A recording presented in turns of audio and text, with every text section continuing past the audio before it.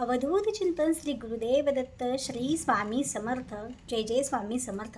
नमस्कार मंडळी, मी प्रियंका आणि तुम्ही पाहताय भक्तिशक्ती या यूट्यूब चॅनलवरील आजचा महत्त्वपूर्ण व्हिडिओ, तो म्हणजे अधिक मास महात्म्य अध्याय 22 मधील आपण आज ऐकणार आहोत कथासार.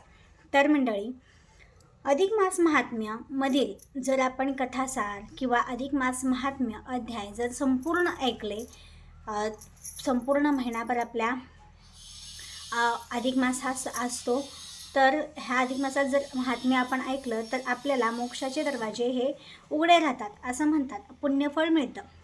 तर त्यामुळे अधिक मासाचे महत्त्व किंवा कथासार अवश्य ऐका. व्हिडिओ कुठेही स्किप न करता शेवटपर्यंत नक्की पहा. अधिक मास महात्म्य 22व्या अध्यायाचे कथासार. तर भगवान विष्णू माता लक्ष्मीस यांच्यातील संवाद सुरू असताना भगवान विष्णू माता लक्ष्मीला अन्नदान, तिळदान, सुवर्णदान, गोदान आणि रौप्यदान ह्यांचे वर्णन करतात. हे दान केल्याने कोणकोणते पुण्य प्राप्त होते ह्याचे वर्णन करत असतात. पण त्यावेळी ते वर्णन फक्त करून चालणार नव्हतं. लक्ष्मी मातेला त्यातून एक कथा सारांशच ऐकून घ्यायचा असतो.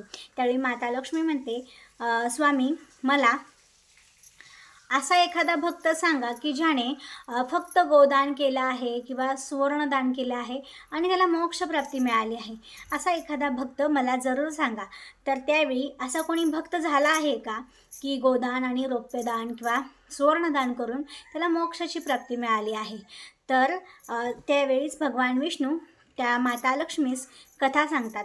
तर मी गणरायास वंदन करते, सरस्वतीस वंदन करते आणि माझ्या गुरूंना स्मरण करून, श्री स्वामी समर्थ, जय जय स्वामी समर्थ स्मरण करून ह्या अध्यायाचा कथासार मी तुम्हाला सांगते. तो तुम्ही 2 मिनटं शांत चित्ताने ऐका आणि शेवटपर्यंत पहा. त्याचबरोबर व्हिडिओला एक लाईक अवश्य करा, नसेल आवडला तर डिसलाईक करा. कमेंट बॉक्समध्ये विष्णू आणि माता लक्ष्मीच्या कृपेसाठी ओम नमो भगवते वासुदेवाय नमः किंवा ओम नमः लक्ष्मीदेवभ्यो नमः अवश्य लिहा. चला तर मग आज आपल्याला भगवान विष्णू आणि माता लक्ष्मी यांच्यातील संवादात जी भगवान विष्णूंनी माता लक्ष्मीस कथा सांगितली होती, तो म्हणजे ब्राह्मण जो द्विज शर्मा यांची कथा सांगितली आहे. द्विज शर्मा आणि नारायणाची कथा सांगितली आहे. तर दक्षिणेकडील महिस्मृती समृद्ध नगरीत द्विज शर्मा हा ब्राह्मण राहत होता. त्या ब्राह्मणाची पत्नी पतिव्रता सुलक्षणी होती. ती पतीसोबत येणाऱ्या दाम्पत्यांची किंवा येणाऱ्या प्रत्येक ब्राह्मणांची, पाहुण्यारावळ्यांची आदरातिथ्य अवश्य करायची. ती दोन्ही पती पत्नी ब्राह्मणांना दान, अन्नदान हे करत असायचे. पण त्या दोघांना एक दुःख होतं, ते म्हणजे त्यांना मुलबाळ काही नव्हतं, म्हणजे संतान त्यांना नव्हतं आणि ते वयाने वृद्ध झालेलं दाम्पत्य होतं. मग काही कालांतराने असेच वाटसरू म्हणून एक नारायण ब्राह्मण त्यांच्या घराकडे येतो. तर त्यावेळी हे दोघं दाम्पत्य त्या नारायणाची अतिशय नारायण ब्राह्मणाची अतिशय सेवा करतात आणि त्याला स्वतःकडेच ठेवून घेतात. कारण तो जो नारायण जो ब्राह्मण असतो, तो मुलगा जो असतो, तो त्याला कोणीही नसतं, म्हणजे तो अनाथ असतो. त्याला ना आई वडील ना बहीण भाऊ कोणीही नसतं. मग त्यामुळे हे दाम्पत्य वयस्कर असल्यामुळे ह्यांनाच मुलाप्रमाणे मानतात आणि स्वतःजवळ ठेवून घेतात. कालांतराने नारायणाच्या पावलाने ह्याला म्हणजे ह्या दोन्ही दाम्पत्यांना पुत्रप्राप्ती होते. मग हे दोघं ह्याला नारायणालाच पुण्यवान समजतात आणि पुण्यवान पावलाचा आहे समजतात आणि त्याच्याच पावलाने आमच्या घरी पुत्रप्राप्ती झाली. आम्ही एवढ्या 60 वर्षानंतरनं एवढं औषधोपचार केले असतील, वैद्य केले असतील, त्याला भरपूर खर्च केला असेल त्यांनी मुलाबाळ होण्यासाठी, पण काही त्यांना झाले नाही, ते हतबल ठरले. पण ह्याच्या पायगुणाने ह्यांना पुत्रप्राप्ती झाल्यामुळे हे नारायणाला स्वतःचा मुलगा म्हणूनच ठेवत आणि जी मुलगा झाला तर हे फक्त त्याच्याच पुण्याईमुळे झाला असे म्हणत. आणि नारायणसुद्धा त्या दोन्ही दाम्पत्यांची सेवा चांगली करायला लागला. अगदी आई वडिलांप्रमाणे तो समजू लागला. कालांतराने काय झालं, जेव्हा दाम्पत्यांना मुलगा हा झाला त्यावेळी 5व्या दिवशी जेव्हा सटवाई येते, सटवाई देवी जेव्हा आली त्यावेळी हा नारायण दरवाजातच उभा असतो पहारा देण्यासाठी. तो त्या सटवाई देवीला विचारतो की मुलाचं भविष्य कसं आहे. तर त्यावेळी सटवाई देवी सांगते मुलगा दीर्घायुष्य आहे, पण त्याला खूप कष्ट सहन करायला लागणार आहे आणि तो ताक विकून त्याचा उदरनिर्वाह चालेल असे सांगते. पुढे जाऊन मग काही वर्षानंतर, आणखीन 1-2 वर्षानंतर त्यांच्या घरी एक मुलगी जन्माला येते. त्यावेळी तो असाच ब्राह्मण म्हणजे तो नारायण असाच दरवाजात उभा असतो पहारा देत. त्यावेळीसुद्धा सटवाई देवी येते आणि सटवाई देवी जाताना नेमका हा नारायण पुन्हा विचारतो की कन्येचे भविष्य कसं आहे. त्यावेळी सुद्धा सटवाई देवी सांगते कन्या ही दीर्घायुष्य आहे, पण ती वाईट संगतीत लागणार आहे आणि ती वेश्या व्यवसाय करणार आहे आणि दीर्घायुष्य तर असेल, फक्त एवढंच सांगते. आणि हे सगळं ऐकून त्याला फार दुःख होतं. म्हणजे मुलांचं जे आयुष्य आहे, एकाचं कष्टप्रद आहे आणि एकाचं अगदी वाईट जाणार आहे, म्हणून नारायणाला फार दुःख होतं. पण तो ही गोष्ट मातापित्यांना सांगतच नाही, तो जाऊन देतो असंच, कारण की विधी हे कधी टळणार नसतं. पण तरीही तो विषय सोडून देतो, कुणाला सांगत नाही. काही वर्षानंतर जेव्हा द्विज शर्मा आणि त्याची पत्नी, ज्यावेळी द्विज शर्मा हा मृत्युमुखी पडतो, त्यानंतर त्याची पत्नीसुद्धा त्याच्यासोबत सहगमन करते. त्यावेळी ही दोन्ही मुलं लहानच असतात. मग लहान असल्यामुळे सर्व नारायण त्यांचा अंतिम संस्कार कार्यविधी अगदी मुलाप्रमाणे पार पाडतो. त्यानंतर त्याला माहितीच असतं दोन्ही मुलांचं आयुष्य खूप कठीण असतं, त्यामुळे तो यात्रेसाठी निघून जातो. त्याचं जो काही त्याचे संस्कार असतात, जसं की नामस्मरण जपतप करण्यासाठी तो तीर्थयात्रेसाठी निघून जातो.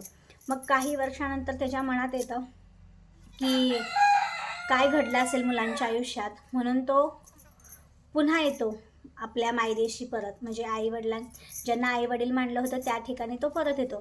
त्यावेळी एक घटना घडलेली असते, ती म्हणजे जो ब्राह्मणांचा पुत्र जो असतो तो खूप कष्ट करून त्याच्याकडे एक गाय असते, त्या गाईचं तो दूध काढत असे, दही लावत असे, त्याचं ताक करून तो विकत असे.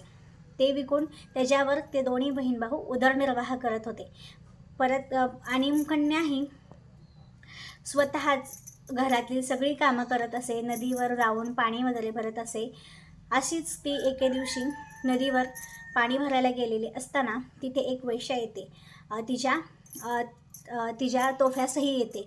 त्यावेळी तिचं लक्ष त्या कन्येकडे जाते. ती सुंदर कन्या पाहून ती मोहित होते. ती त्या कन्येला अन्न सुवर्ण अगदी असं मोहमाया दाखवते की हे माझ्याकडे चल, मी तुला एवढं असं देईल, असं तू सुंदर राहशील, दागदागिने देईल, असं तसं म्हणून तिला मोहित करून ती घेऊन जाते स्वतःबरोबर. आणि ती कन्याही जाते. गावातील मंडळी बघतात पण कोणीही अडवत नाही. आणि कसं आहे माहिती आहे का, विधिलिखित जे असतं ते विधिलिखित कधी कोणालाच टळत नाही. आणि त्याची जी बहीण असते ती त्या वेश्येबरोबर निघून जाते. त्यावेळी त्या ब्राह्मणपुत्राला खूप दुःख होतं. तो विलाप करतो, म्हणत असतो की आई वडील पण गेले, जी एकुलती एक बहीण होती तीसुद्धा मला सोडून निघून गेली, आता मी कशाच्या जीवावर जगू, कोणासाठी जगू, म्हणून खूप शोकांतिका करत असतो. त्याचवेळी मग तो नारायण येतो. मग नारायण त्याला सांगतो की घडलंय ते असू दे, आता तू व्यवस्थित राहा, काळजी करू नकोस.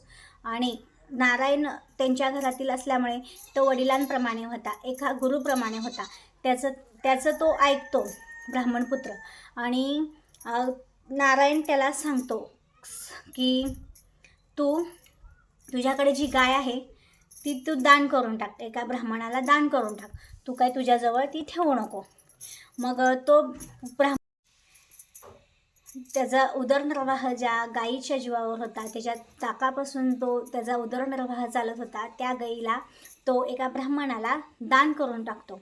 आणि त्याच्यासोबत त्याला विचारतो तुझ्याजवळ काय असेल तर तेही दान कर. तर तो मुलगा म्हणतो माझ्याजवळ तर फार काही नाही, पण 11 चांदीची नाणी आहेत, ती मी ह्याच जीवावर साठवलेले आहेत. ताक वगैरे विकून उदरनिर्वाह करून काही शिल्लक राहत होते त्याच्यावर मी साठवलेले आहे.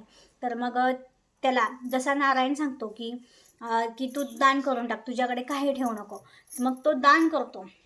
त्याच्याकडे जे काही होतं, एक गाय होती, 11 चांदीची नाणी होती, ते तो एका ब्राह्मणाला दान करून टाकतो आणि स्वतः मोकळा होतो. तो विचार करत नाही की उद्याचा माझा कसा दिवस जाईल. मग हे सर्व स्वर्गलोकात ब्रह्मदेव पाहत असते. ते ब्रह्मदेव विचारात पडले की ह्याने गुरुची आज्ञा पाळली आणि संकोचही केला नाही की असं कसं म्हणून. मग ब्रह्मदेवच एका मनुष्याचं रूप घेऊन ते येतात आणि त्याला म्हणतात की तुझ्या वडिलांनी माझ्याकडे 10 गायी ठेवल्या होत्या आणि ह्या 10 गायी आणि सुवर्णराणी त्याला देऊन जातात. हे तुझ्या वडिलांनी माझ्याकडे दिलं होतं ठेवायला, हे ठेवून घे असं म्हणून त्याच्याजवळ देतात. मग तो जो ब्राह्मणपुत्र असतो तो नारायणाजवळ जातो, घडलेली हकीकत सांगतो. त्यावेळी त्यालाही कळतं की हे सगळं ब्रह्मदेवाचंच काम आहे. नारायण म्हणजे एक साक्षात ब्राह्मण असले तरी ब्राह्मण मधीलच एक होते. त्यांना असं ज्ञान आत्मसात होतं की म्हणजे अदृश्य ज्ञान त्यांना प्राप्त होतं. तर तो ब्राह्मण म्हणजेच नारायण त्याला पुन्हा आज्ञा करतो की ही जी 10 गायी आणि जी सोन्याची नाणी दिली आहेत ते पण तू दान करून टाक ब्राह्मणाला. आणि अधिक मास सुरू होता त्यावेळी त्याने ते चांदीची नाणी, गाय एक दान केलेली, त्यानंतर 10 गायी, परत 10 सोन्याची नाणी, ते सुद्धा तो दान करून टाकतो, स्वतःजवळ काहीच ठेवत नाही. परत दुसऱ्या दिवशी ब्रह्मदेव पुन्हा रूप घेऊन येतात आणि त्यावेळी 100 गायी आणि भरपूर सोनं नाणं देतात. तरीही तो मोहित होत नाही. जसं नारायण सांगतो, नारायण म्हणजे गुरु, तर तसंच तो पुन्हा वागतो. त्या गायी पुन्हा तो दान करून टाकतो, स्वतःजवळ काही ठेवत नाही. तर अशा प्रकारे तो गुरुची आज्ञा मानणारा आणि स्वतःजवळ काहीही न ठेवणारा, जे असेल नसेल तेवढं सगळं दान करून टाकणारा, ह्या सर्व गोष्टी पाहून ब्रह्मदेव, भगवान विष्णू अगदी प्रसन्न होतात. मग त्यावेळी ते पुन्हा येतात आणि दान द्यायला. तर तो म्हणतो मला हे काही नको, मग तुला काय हवं, त्याच्यावर प्रसन्न होऊन मग ते त्याला वर द्यायला सांगतात. तर तो म्हणतो मला वर वगैरे काही नको, मला फक्त मोक्षप्राप्ती हवी आहे ह्या जीवनातून. म्हणजे बघा, त्याला इतक्या गायी वगैरे दान केल्यामुळे त्याला मोक्षप्राप्ती मिळते. आणि हे झालं त्या द्विजशर्माच्या पुत्राविषयी. आपण पुढच्या अध्यायामध्ये ऐकणार आहोत द्विजशर्माच्या कन्येविषयी. तर अध्याय 23 पाहण्यासाठी आपल्या चॅनलला सबस्क्राईब करा. व्हिडिओ खाली कमेंट करा, कमेंट बॉक्समध्ये ओम नमो भगवते वासुदेवाय नमः अवश्य लिहा. तर हे गोदान आणि सुवर्णदान जे काही स्वतःजवळ होतं नव्हतं ते सर्व दान गुरूंची आज्ञा मानणाऱ्याचं भगवान विष्णू स्वतः मोक्ष प्राप्त करून देतात. तर हे ह्या कथेमध्ये होतं. तर तुम्हाला कसं वाटलं नक्कीच कमेंट करून कळवा. धन्यवाद. श्री स्वामी समर्थ. जय जय स्वामी समर्थ.